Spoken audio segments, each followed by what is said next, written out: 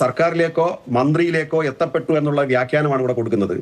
ഇത് 2019 വിഷയം മാത്രമല്ല, 2 ആഴ്ച കൂടി അധികം സമയം ഇൻവെസ്റ്റിഗേഷൻ ടീം ആവശ്യപ്പെട്ടിരിക്കുകയാണ്. ഇത് പിറകോട്ട് പോകും. 1998 മുതൽ 2025 വരെയുള്ള അന്വേഷണം ഇതിൽ ബാധകമാകും. അപ്പോൾ ആരൊക്കെയാണ്, ബഹുമാനപ്പെട്ട മുഖ്യമന്ത്രി കൃത്യമായി ചൂണ്ടിക്കാണിച്ചതുപോലെ ആരൊക്കെയാണ് വെള്ളം കുടിക്കാൻ പോകുന്നതെന്ന് കാണാം.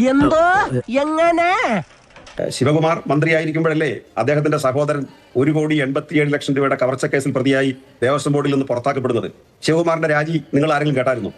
അപ്പോൾ ഇതൊക്കെ നമുക്ക് തിരിഞ്ഞു നോക്കാനൊക്കെ അവസരങ്ങളുണ്ട്. അതുകൊണ്ട് അവിടെ അഴിമതി നടത്തിയ ആരെങ്കിലും സംരക്ഷിക്കുമെന്ന് CPM പ്രഖ്യാപിച്ചിട്ടില്ല. അത് വഴിയേ അറിഞ്ഞോളൂ. ഇവിടെ വളരെ പകൽ പോലെ വ്യക്തമായ കൊള്ളയാണ് നടന്നിരിക്കുന്നത്. ശിവകുമാറിന്റെ കേസിനെ കുറിച്ച് പറഞ്ഞു, 9 വർഷമായിട്ട് വാഴയെ പോലെ അവിടെ ഇരിക്കുന്നില്ല നിങ്ങളെല്ലാം, വെറും വാഴകൾ.